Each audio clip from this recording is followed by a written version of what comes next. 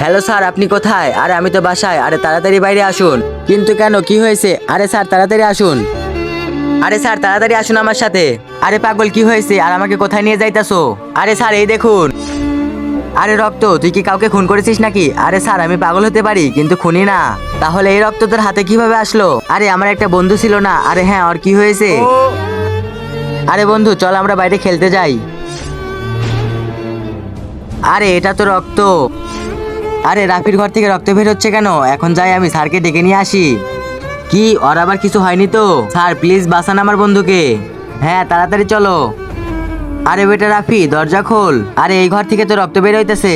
আরে স্যার দরজা মনে হয় খুলবে না, ভেঙে ফেলুন। আরে হ্যাঁ স্যার ভেঙে ফেলুন। আচ্ছা ঠিক আছে।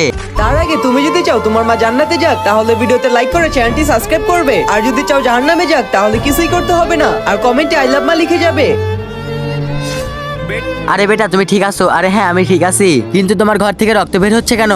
আরে স্যার আজকে আমার জন্মদিন আর আমার বন্ধু জুস খাইতেছিল আর সেটা মাটিতে পড়ে গেছে।